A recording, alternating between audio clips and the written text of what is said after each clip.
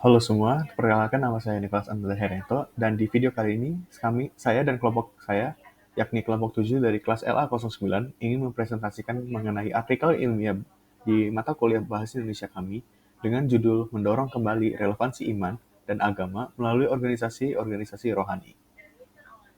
Kelompok kami terdiri dari 6 anggota yang terdiri atas Aquila Kinesudiro, Aldo Octavianus, Aurelia Yap, Elena Nathaniel Budiman Angkawi, Felicia Audrey Tanujaya, dan saya, Nicholas Ananda Herianto.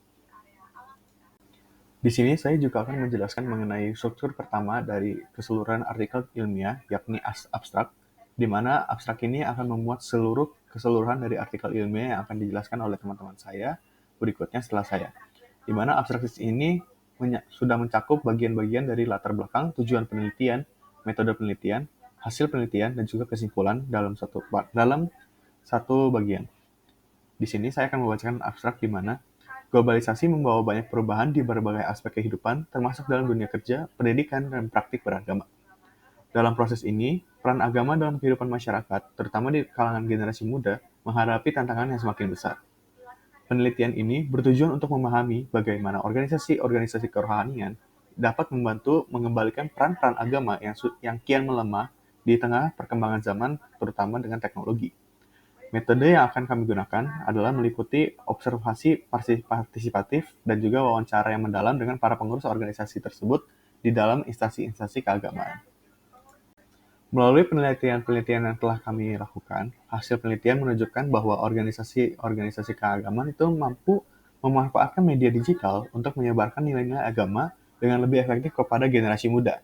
Tetapi, penelitian ini juga menemukan adanya beberapa kendala, seperti susahnya menarik perhatian beberapa generasi muda dalam kegiatan ibadah karena pengaruh teknologi dan di dalam gaya hidup modern yang semakin besar di zaman sekarang.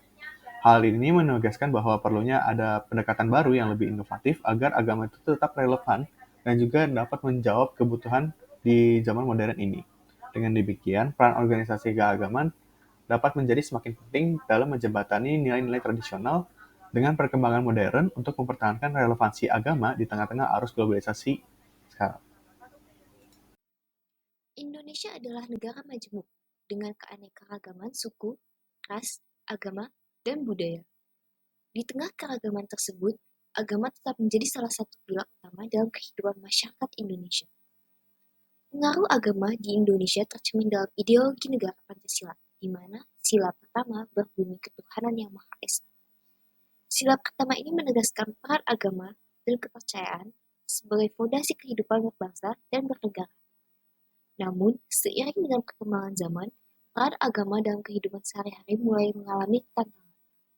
Agama yang dulunya menjadi landasan moral dan etika dalam kehidupan masyarakat kini mulai kehilangan relevansinya akibat pengaruh teknologi dalam modernisasi. Dalam menghadapi tantangan sekularisme, organisasi keagamaan di Indonesia telah berupaya melakukan adaptasi melalui pendekatan yang lebih relevan. Mereka mulai memanfaatkan platform digital dan media sosial untuk menyampaikan nilai-nilai agama kepada generasi muda. Upaya intens antara lembaga keagamaan, pemerintah, dan masyarakat perlu ditingkatkan guna menjaga nilai-nilai keagamaan tetap relevan di tengah tren globalisasi.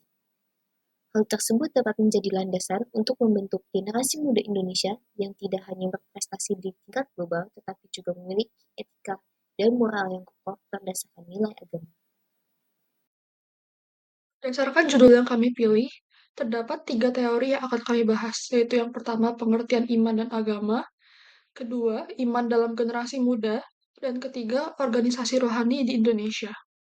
Pertama, yaitu pengertian iman dan agama. Menurut Pujiati, agama adalah keyakinan umat manusia terhadap kekuatan yang maha kuasa yang mempengaruhi setiap aspek kehidupan, baik pada tingkat individu maupun sosial. Agama tidak hanya meliputi dimensi material, tetapi juga dimensi spiritual yang mencakup kehidupan di dunia maupun kehidupan setelah kematian. Sementara itu, menurut Suryadi dan rekan-rekannya, iman didefinisikan sebagai kepercayaan yang berhubungan dengan agama, termasuk keyakinan kepada Allah, Nabi, kitab suci, serta ajaran lainnya. Iman diwujudkan melalui keyakinan penuh dalam hati terhadap keberadaan alam semesta beserta segala isinya, yang mencerminkan pengakuan atas kebesaran Sang Pencipta. Dengan kata lain, iman menjadi dasar bagi seseorang untuk memahami nilai-nilai dalam ajaran agama yang dianutnya. Berikutnya yaitu iman dalam generasi muda. Menurut Ginting pada tahun 2016, generasi muda merujuk pada individu dalam kelompok usia 18 hingga 25 tahun. Pemuda sendiri berada dalam fase transisi yang kompleks, mencakup aspek fisik, psikologis, sosial, dan spiritual. Masa transisi ini mencakup tantangan dalam mempertahankan nilai-nilai spiritual di tengah arus perubahan sosial yang sangat cepat. Pemuda saat ini mulai menjauh dari komunitas keagamaan dengan alasan bahwa institusi keagamaan belum sepenuhnya memenuhi kebutuhan mereka, seperti dikutip dari kata Panggeso pada tahun 2021. Hal ini menjadi tantangan bagi komunitas keagamaan untuk menjadi lebih relevan, terutama dalam memanfaatkan teknologi digital. Berikutnya yaitu organisasi rohani di Indonesia. Indonesia memiliki berbagai organisasi keagamaan yang mewakili masing-masing agama.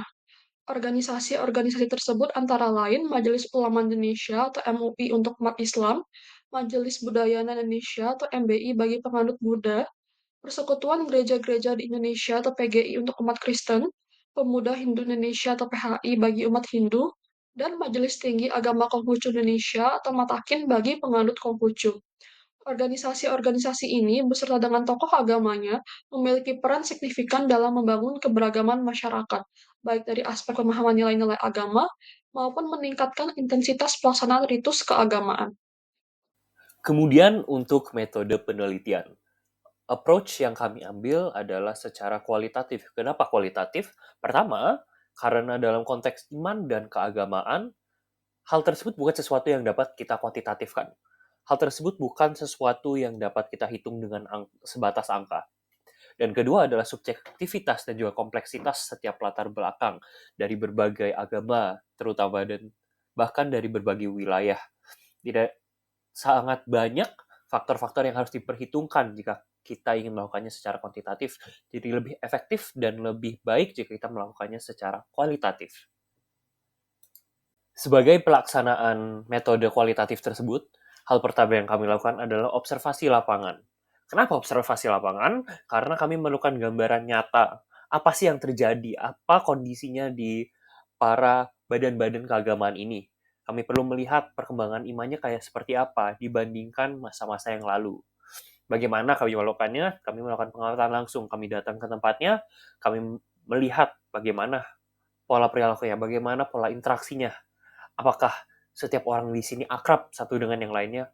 Apakah sistem operasionalnya di sini efektif? Dan juga berbagai hal-hal lainnya. Kemudian kami juga melakukan wawancara langsung. Untuk apa kami melakukan wawancara langsung? Yaitu untuk memberikan gambaran sepenuhnya. Tadi kami sudah melakukan observasi untuk mengetahui apa nyatanya, apa faktanya. Tetapi, seperti yang kita tahu semua, bahwa iman dan keagamaan ini tidak bisa kita hitung secara kuantitatif. Kenapa? Karena mungkin ada orang yang sering beribadah. Apakah itu berarti mereka secara iman mereka subur? Tidak selalu. Jadi, kami juga perlu mengetahui sebenarnya menurut mereka bagaimana. Apa yang sebenarnya terjadi?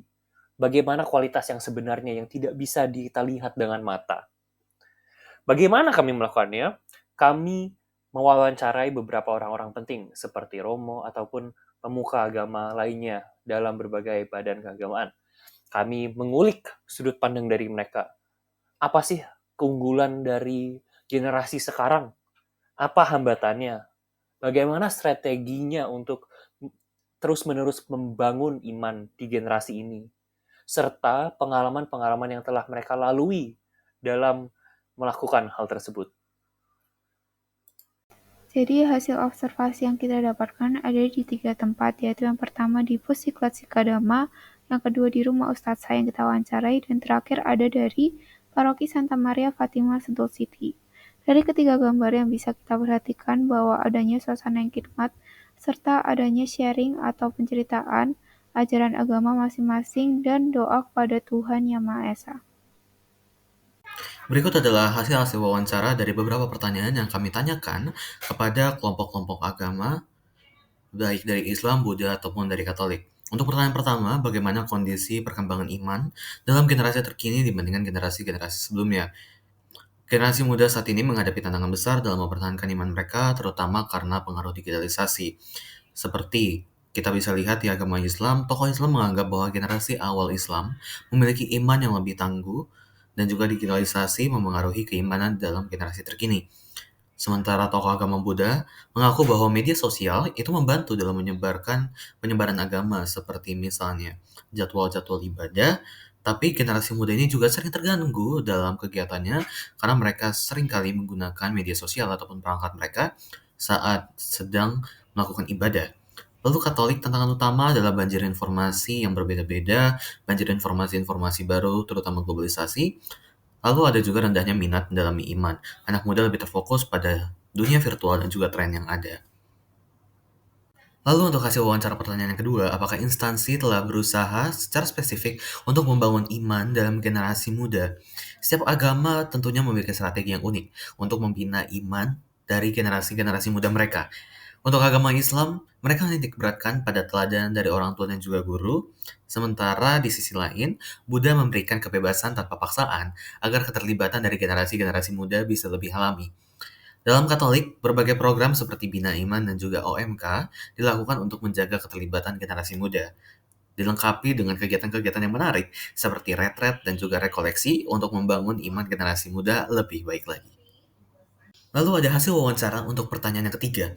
Apakah ada tantangan ataupun masalah yang dihadapi oleh instansi dalam membangun iman di generasi muda mereka? Tentunya berbagai tantangan ditemukan oleh berbagai tokoh dalam berbagai agama untuk menghadapi digitalisasi dan juga perkembangan zaman untuk membangun iman generasi muda mereka. Tokoh agama Islam menganggap bahwa mudahnya akses informasi kadang membawa pengaruh yang buruk yang dapat mengganggu keimanan bagi generasi-generasi muda. Dalam agama Buddha, tokohnya menganggap kalau gangguan fokus selama kegiatan seringkali disebabkan oleh penggunaan ponsel, misalnya mereka bermain game atau mungkin memainkan sosial media dan juga kegiatan-kegiatan lainnya dapat mengganggu konsentrasi mereka. Sedangkan dalam Katolik, yang menjadi tantangan adalah rendahnya minat pada kegiatan rohani, seperti retret, menunjukkan perlunya inovasi dan juga perkembangan agar mereka bisa melakukan pendekatan keimanan yang lebih lagi agar bisa dinikmati oleh generasi-generasi muda mereka. Lalu untuk hasil wawancara pertanyaan yang keempat, apakah ada saran bagi generasi muda agar mereka dapat lebih mendalami dan juga menjaga iman mereka di era modern ini? Tokoh agama Islam menyarankan agar anak-anak muda dapat menjaga iman mereka dengan mendekatkan diri kepada teladan-teladan yang baik, seperti orang tua atau misalnya guru, agar mereka bisa mengikuti teladan yang baik. Selain itu, orang tua dan juga guru disarankan untuk juga membantu anak-anak muda agar dapat mengembangkan iman mereka dengan memberikan teladan yang baik, nilai-nilai agama dan juga nilai-nilai pendidikan secara lembut dan juga secara sabar. Dari tokoh agama Buddha, mereka menyarankan agar rajin menghadiri kegiatan-kegiatan keagamaan di tempat ibadah seperti vihara dan juga menonton ceramah agar pemahaman mendalam tentang agama dapat berkembang, bukan hanya sekedar formalitas. Lalu untuk agama Katolik, beberapa saran diberikan seperti membaca dokumen-dokumen gereja, dokumen-dokumen agama masing-masing, membaca kitab suci, lalu menjalin hubungan pribadi dengan Tuhan melalui hal-hal yang sederhana, hal-hal yang kecil namun bisa mendekatkan diri kita kepada Tuhan yang Maha Esa. Dan juga tetap berbahagia dalam berbagai kondisi, karena berbahagia adalah tanda syukur kita bahwa hidup kita sudah dekat dengan Tuhan dan juga dapat mengembangkan iman kita kepada Tuhan. Jadi, kesimpulan yang kita dapatkan melalui penelitian ini adalah yang pertama, sebenarnya organisasi keagamaan cukup memainkan peran yang penting dalam menjaga relevansi iman dan agama di era yang modern ini.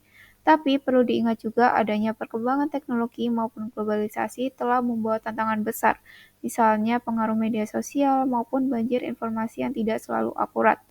Tetapi hasil penelitian juga mengungkapkan bahwa salah satu cara untuk memperkuat iman dalam generasi muda sekarang adalah melalui kombinasi antara pembelajaran yang formal maupun pendekatan personal, seperti membangun relasi pribadi dengan Tuhan maupun memanfaatkan sosial media untuk kegiatan keagamaan. Baik, berikut adalah daftar pustaka yang kami gunakan. Daftar pustaka yang kami gunakan berasal dari 5 tahun terakhir dan bentuknya sangat bervariasi, mulai dari adanya website, artikel, maupun buku. Style yang kita gunakan dalam penulisan adalah API Style 7 Edition. Berikut adalah daftar pustaka tambahan yang kami gunakan. Sekian dari presentasi kami, terima kasih.